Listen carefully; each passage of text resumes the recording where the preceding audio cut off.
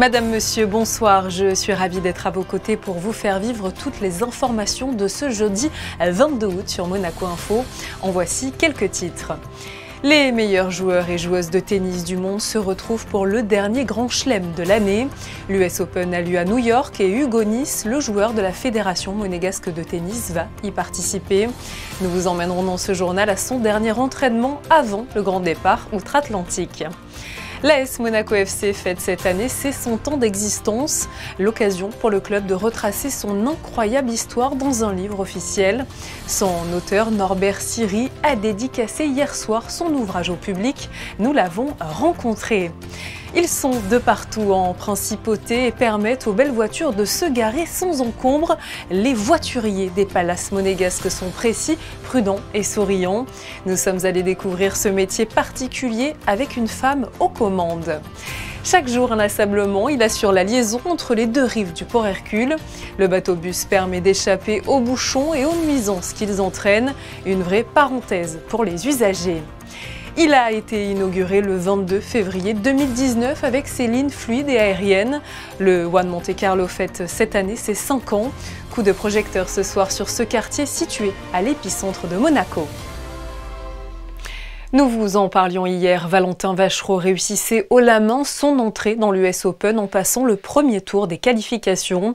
Ce jeudi, les nouvelles sont moins bonnes pour le joueur de la Fédération monégasque de tennis. Il a en effet dû déclarer forfait en plein match lors du second tour de qualification face au joueur anglais Jan Trzański. Lui aussi va participer à l'US Open, mais en double messieurs, il s'agit d'Hugo Nys. Alors qu'il est en pleine tournée nord-américaine, il a fait escale quelques jours en principauté pour peaufiner justement sa préparation. La compétition débutera pour lui ce lundi à New York. Alexandra Pagny et Camille Caloni ont assisté à l'un de ses derniers entraînements au Monte Carlo Country Club. Reportage. Vue imprenable sur la Méditerranée, c'est bien à la maison au Monte Carlo Country Club que l'on retrouve Hugo Nys. Il vient d'enchaîner une série de 3 tournois en Amérique du Nord, après une saison déjà bien remplie. Ça s'est bien passé jusqu'à présent avec des bonnes victoires, quelques défaites un peu difficiles. Mais globalement, c'est une bonne année. Voilà, sur le plan individuel, avec mon coéquipier, on est 9e mondiaux en double, donc à la race. Donc c'est un beau départ. On est dans la course aux Masters. On a fait 2 bons tournois là, sur les 2 premiers Masters 1000 de la saison sur dur. Et l'US Open qui commence dans quelques jours. Voilà, donc, et puis aussi sur le plan collectif, la Coupe Davis, on a gagné notre première rencontre en début d'année au Paraguay. On se prépare pour jouer le Maroc bientôt. Donc voilà, beaucoup de grosses échéances à venir et pour l'instant ça s'est bien passé. Vous l'aurez compris, cette parenthèse monégasque n'est en aucun cas signe de repos.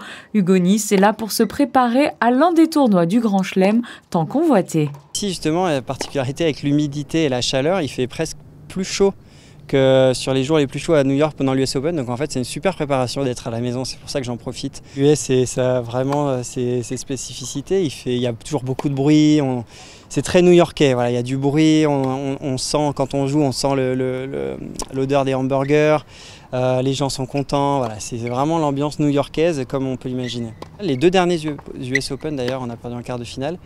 Et les ambitions, c'est d'aller encore plus loin. Chaque année, vraiment, on a déjà été en finale d'un Grand Chelem.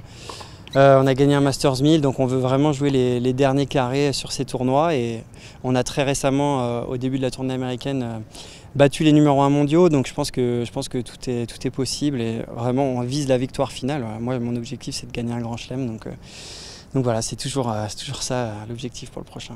Un bel objectif pour le représentant de la Principauté et son partenaire, le Polonais Jan Zielinski. Alors que le livre des 100 ans de l'AS Monaco est désormais disponible en avant-première, les supporters ont pu rencontrer son auteur. À la suite de cette séance d'échange et de dédicace, Norbert Siri a accepté de répondre à nos questions depuis le village de l'AS Monaco FC. Bonsoir à vous. Bonsoir madame. C'était important pour vous, je crois, d'aller à la rencontre des supporters, eux qui ont aussi façonné l'histoire du club de la Principauté. Ah ben bien entendu, hein, quand on écrit l'ouvrage sur les 100 ans de l'AS Monaco, c'est pour le public en général et pour les supporters en particulier, notamment ceux de Monaco, même s'ils ne sont pas nombreux, ils sont de qualité. Et la preuve, c'est qu'ils sont là et qu'ils attendent de faire signer leur ouvrage et sont tout heureux de voir également Delio Nys à mes côtés, qui est le recordman des buts de l'histoire du championnat de France, avec 299 buts. Et je crois que c'est un record qui ne sera jamais battu. L'AS Monaco FC célèbre donc cette année ses 100 ans d'existence. Dans votre ouvrage, vous faites redécouvrir la grande histoire du club, mais aussi les petites anecdotes qui ont finalement aussi construit sa légende. Oui, parce que, écoutez, on a choisi de présenter le livre par thème. Donc vous avez les grandes saisons, vous avez les grandes personnalités, vous avez ce qu'on appelle le Hall of Fame, même si je n'aime pas trop utiliser un terme anglais. Mais pour agrémenter l'histoire du club qui aurait pu paraître un petit peu aride, on a effectivement des anecdotes, des citations qui illustrent très bien le propos. Vous proposez dans ce livre de retrouver justement toutes les personnalités emblématiques qui sont passées à Monaco, entraîneurs, joueurs. Pouvez-vous nous en citer justement quelques-uns, même si je me doute qu'il doit y en avoir beaucoup? Ah, ils sont très nombreux, mais disons, comme président, on a eu quand même 3 grands présidents. On a Antoine Romagnan, Jean-Louis Campora, bien évidemment, avec 28 ans de présidence, et maintenant le président Ribolovlev qui a quand même sauvé le club à une époque où il n'était pas très brillant. Ensuite, comme entraîneur, vous avez évidemment Lucien Leduc, Arsène Wenger, Claude Puel, Didier Deschamps, Louis Pironi, qu'on oublie aussi, même s'il n'a pas été toujours entraîneur de l'équipe première. C'était un grand entraîneur, un grand pédagogue dans le passé. Et puis comme joueur, évidemment, vous avez tous les joueurs de l'âge d'or en 60-63. Vous avez Douis, Théo, Hidalgo, Biancheri, Lucien Cossou, qui vient d'être dépossédé de son titre de deuxième buteur de l'histoire de l'AS Monaco par Ben Yedder, qui lui est passé devant pour quelques buts. Vous avez ensuite, plus récemment, vous avez Glenn Hoddle, vous avez Thierry Henry, David Trezeguet, tous ces joueurs qui ont en plus ont fait le bonheur de l'équipe de France, notamment en 98 pour le titre de champion du monde. Et puis encore maintenant, évidemment, vous avez Falcao, vous avez Mbappé. Ils sont très nombreux, je suis désolé auprès de ceux que j'ai oubliés. Jean-Luc Ettori, bien sûr. Voilà. Vous avez vous-même une histoire particulière avec le club rouge et blanc, historien mais aussi ancien président du club de supporters. Comment avez-vous justement décidé de construire cet ouvrage avec le soutien, je le rappelle, des éditions Amphora? Écoutez, c'est Julien Crévulier, le directeur de la communication, qui m'a contacté pour écrire le livre. Donc j'ai eu du mal à refuser, vu la relation que j'avais avec le club. Donc moi j'étais très fier d'être choisi, et je l'ai fait avec un grand plaisir. Et on l'a fait aussi en collaboration avec la direction de la communication de l'AS Monaco. Donc c'est comme ça que la présentation par thème a été choisie, c'est comme ça qu'on a choisi certains joueurs et pas d'autres. Je m'excuse notamment en particulier de ne pas avoir pu présenter tout le monde, mais c'est comme ça, il fallait faire un choix. Et puis donc pour moi c'était tout naturel que, supporter de l'AS Monaco depuis ma tendre enfance, ça me paraissait naturel que je présente l'AS Monaco, notamment pour ce centenaire. Comme disait la Palisse, ça n'arrive qu'une seule fois dans l'histoire. En préface, on peut retrouver les mots du prince Albert II, premier supporter du club, mais aussi ceux du président de l'AS Monaco. Ah, mais il faudrait le leur demander, mais bon, le prince Albert, c'est le supporter numéro 1 de l'AS Monaco. Dès qu'il peut, il vient assister au match. Il est évident que sa préface est un éloge au club qu'il adore. Et de même pour le président Ribolovlev, je ne veux pas parler à sa place, mais il est évident que c'est grâce à lui que l'AS Monaco a été racheté d'une période en 2011 où elle n'était pas très brillante, et c'est grâce à lui que l'AS Monaco a été sauvée, récupérée, parce qu'elle était dernière de la Ligue 2 et qu'elle pouvait aller plus bas, et ça aurait peut-être signifié la fin du professionnalisme à l'AS Monaco. Merci Norbert Siri d'avoir été présent sur Monaco Info. Je vous en prie. Norbert Siri nous a parlé au début de cet entretien de la plus grande légende de l'AS Monaco FC. Delio Onis était lui aussi sur le port Hercule pour cette grande séance de dédicace. L'attaquant argentin, meilleur buteur de l'histoire du club, se remémore quelques-unes de ses plus belles pages de l'histoire de sa carrière en principauté. Une équipe de Monaco Info en a profité pour l'interroger. Il revient notamment sur l'évolution du club. Écoutez-le. L'évolution du club, c'est un peu difficile. C'était quelque chose de complètement différent à l'époque. c'était plutôt famille. Et maintenant, c'est plutôt, disons, commercial. Je ne sais pas comment l'expliquer vraiment. Mais de toute façon, quoi qu'il arrive, c'est toujours mon club de cœur jusqu'à la mort. La preuve, c'est que je suis venu vivre ici, donc j'aime beaucoup ça. Et de toute façon, c'est l'endroit aussi où j'ai plus réussi en numéro, disons. Les buts, la plupart, je les ai marqués ici. Et oui, je suis heureux d'être ici parmi vous et j'espère pouvoir signer quelques autographes. Delio Onis était au micro de Vanessa Dessy et de Camille Caloni. Et sachez que le village AS Monaco, organisé dans le cadre des festivités du centenaire du club, restera ouvert tous les jours jusqu'à ce dimanche. Lui aussi est un serial marqueur. Le joueur néerlandais Memphis Depay, passé notamment par l'Olympique Lyonnais et le Barça, a été aperçu à Monaco. Il était en effet sur la digue du Port Hercule pour s'entraîner avec un préparateur physique, comme vous pouvez le voir sur ces images publiées par le joueur lui-même sur son compte Instagram. La nouvelle saison de football démarre à travers l'Europe, mais l'attaquant de 30 ans n'a pour le moment signé avec aucun club, alors qu'il vient tout juste de quitter l'Atlético Madrid. Pendant ce mois d'août, nous vous emmenons à la découverte de métiers, de personnalités extraordinaires. Aujourd'hui, nous allons à la rencontre de Marlène, la seule femme voiturier de Monaco, qui tient d'ailleurs à garder le nom masculin. Théo Schumer et Olivier Bonello l'ont rencontrée et vous dévoilent les coulisses de sa passion. Je la fais, Laurent. Elle ne porte pas la traditionnelle casquette de voiturier, mais une marinière. Pourtant, des casquettes, elle en a plusieurs. Voici Marlène. Je suis voiturier, bagagiste, chasseur, qui consiste à soulager tous les services. Et nous allons la suivre dans son métier passion qui commence toujours avec les clients. Nous enregistrons les voitures à l'aide d'un ticket. Donc quand le client arrive, nous lui donnons ce ticket-là. Après avoir récupéré les clés du client, direction le parking, c'est là que cette reluisante Lamborghini Urus rejoindra les autres modèles d'exception qui peuplent le sous-sol de l'hôtel. Un travail rigoureux car chaque modèle a ses particularités qu'il faut connaître à chaque fois que l'on passe aux commandes.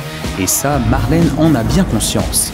Alors celle-ci, comme vous pouvez le voir, on a l'impression un petit peu d'être dans un cockpit d'avion. Parce que vous voyez, vous avez le petit clapet à relever pour démarrer le véhicule.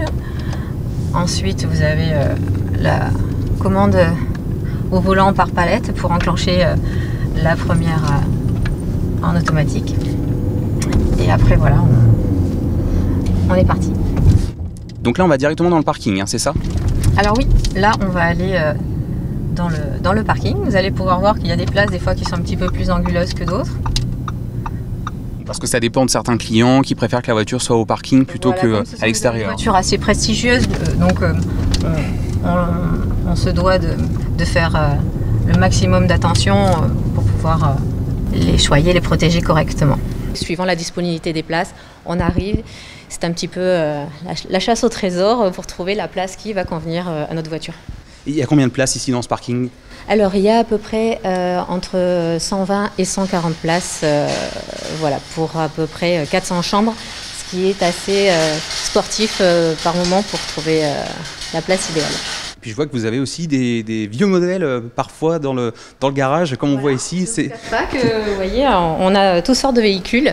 Donc ancien modèle Porsche, nous avons véhicules électriques. C'est assez homogène comme conduite. Quelles sont les marques qui reviennent un peu le plus souvent ici dans ce parking? Quels sont les modèles d'exception qu'on peut y trouver? Alors, on a beaucoup de Porsche, voilà, que ce soit dans des modèles de collection tels que ceux-ci, que comme les derniers modèles de Porsche Cayenne en hybride. Est-ce que d'ailleurs vous avez un modèle préféré par exemple? Alors, j'ai eu l'occasion de pouvoir conduire la Mustang Shelby GT500 avec un moteur V8 de 1967 et j'avoue que c'était un grand privilège de pouvoir conduire ce modèle qui reste mon modèle préféré. Oui. Dernière étape, déposer les clés du client en lieu sûr, dans ce petit local où toutes les autres sont entreposées, une véritable organisation. Donc là, vous avez le tableau avec numéro des chambres et les clés qui correspondent avec le nom et la chambre du client. Vous voyez par exemple celle-ci, Dombe, voilà, chambre 415. Il y a la plaque de la voiture, la marque, le nom du client et on l'accroche et on l'enregistre sur un cahier. Comme ça, on ne peut pas perdre les clés. Rendre le véhicule à la bonne personne. Quand le client arrive, il nous donne le ticket avec son numéro de chambre et son nom. Cela fait 9 ans que Marlène est voiturier pour le Méridien. Elle exerçait autrefois un tout autre métier dans le même hôtel, celui de sommelier, mais sa vraie passion, c'était bien les voitures. Et coup de chance, une opportunité s'est offerte à elle. Au début, c'était pas facile, parce que bon, c'est un métier quand même assez masculin, faut pas le cacher. Mais voilà, avec beaucoup de persévérance, et on y arrive. Donc voilà, si ça peut donner à d'autres femmes qui ont cette passion, et bien voilà, il faut s'accrocher. Et puis voilà, je suis la preuve vivante, donc je serai très heureuse qu'il y en ait d'autres. Au volant de ces modèles d'exception ou derrière son comptoir, armé de son sourire à toute épreuve, Marlène espère encore continuer longtemps à rouler pour ses clients. Passons de la terre ferme à la navigation avec le bateau-bus du port Hercule. Il permet aux résidents et aux visiteurs de se rendre d'une rive à l'autre de 8h à 20h tout en profitant de l'air marin. Les plus chanceux peuvent parfois même croiser des dauphins ou des poissons venus se perdre dans la marina. Sarah Inkari et Camille Caloni sont montés à bord de l'embarcation électrique solaire. À première vue, il s'agit d'un arrêt de bus tout à fait banal. Mais ces voyageurs postés sur le quai Antoine Ier ne vont pas emprunter un simple autobus pour rejoindre le quai des États-Unis, mais bien cette petite navette rouge dans laquelle la climatisation est naturelle et le paysage a coupé le souffle. J'étais de ce côté-là et je travaille de l'autre côté, donc c'est pratique de prendre le bateau-bus dans ce cas-là. C'est original. Je pense que pas tout le monde peut rentrer au boulot en prenant un bateau comme taxi. Grâce à ce bateau-bus électrique en service depuis 17 ans, environ 70 000 personnes traversent le port de Monaco chaque année, évitant ainsi le trafic ou un détour à pied de plus d'1 kilomètre. Parmi elles, de nombreux touristes ravis de pouvoir gagner rapidement ensuite le casino d'un côté et le rocher de l'autre via les ascenseurs à proximité. Oh, it's very easy, especially for the children. So we just walk around, but then to go back, it's very helpful that we can take the taxi boat. On a vu qu'il y avait cette possibilité-là, donc on s'est dit bah tiens, c'est vraiment un super moyen de découvrir un peu la ville vue d'ici, quoi, de la baie. Résultat, à l'arrivée, de grands sourires. Bah alors, c'était vraiment très bien, je recommande vivement, hein. C'est une belle découverte. The boat ride was amazing. I loved it. I mean, of course, you can go a little bit, by foot, but in this time of the day where it's so hot, beautiful.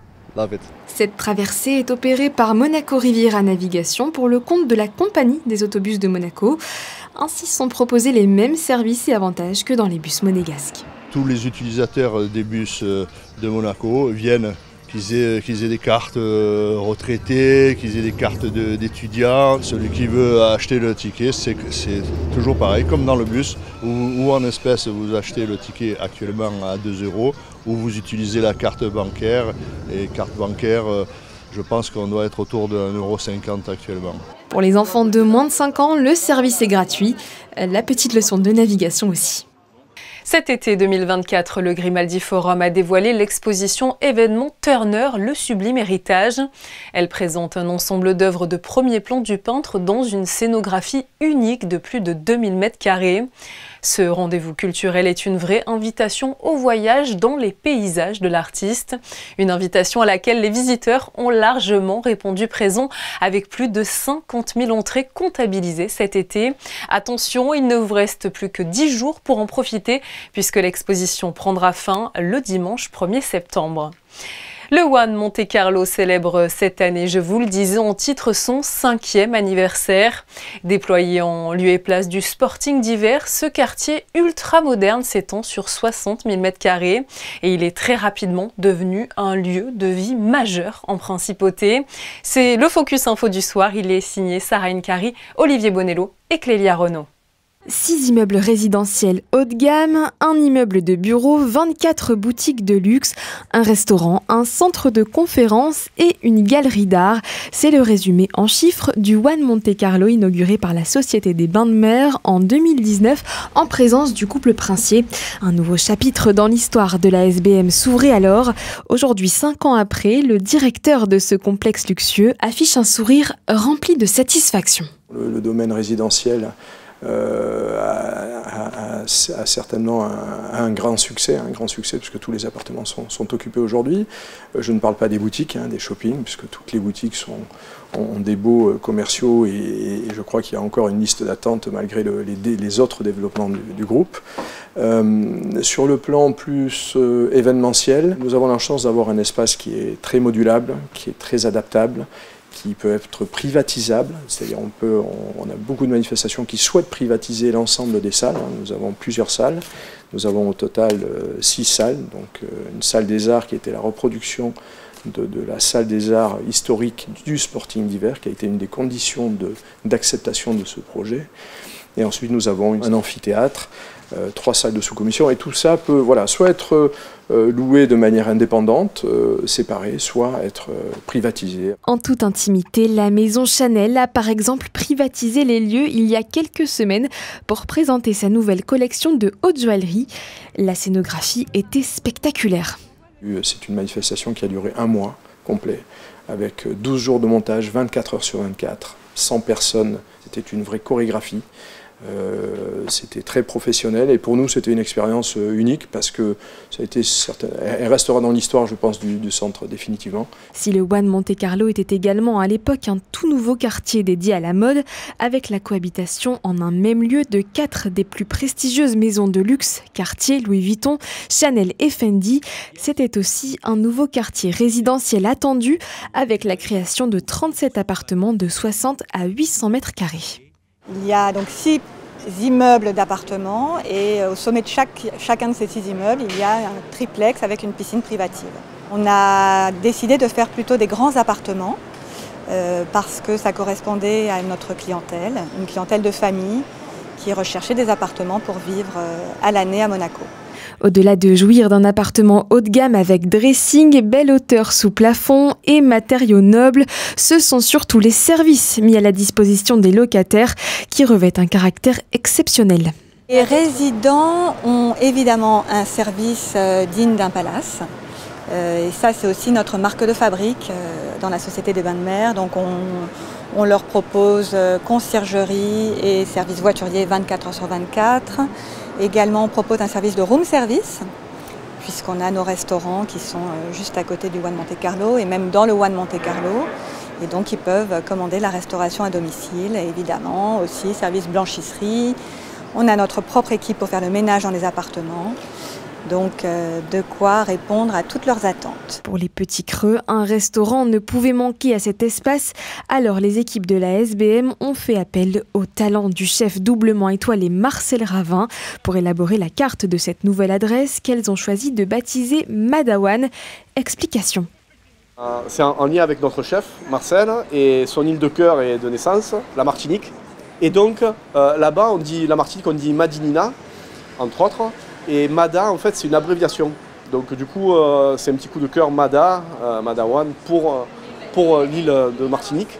Et vu que nous sommes dans un quartier où il y a beaucoup de shopping, c'est aussi un petit clin d'œil pour la jeune féminine parce que Mada, c'est le diminutif de Madame. Donc du coup, d'une pierre deux coups, ça a été fait comme ça. L'établissement régale environ 500 clients par jour en période estivale, que ce soit au petit déjeuner, au déjeuner ou encore pour une douceur l'après-midi. Il va y avoir à la fois des classiques, mais retouchés par notre chef Marcel Ravin, accompagné de son fidèle complice Bertrand Duby. Et donc ils vont faire des petites touches de saveur, par exemple sur une salade César, ça va s'appeler salade Césaire, en hommage à un artiste martiniquais.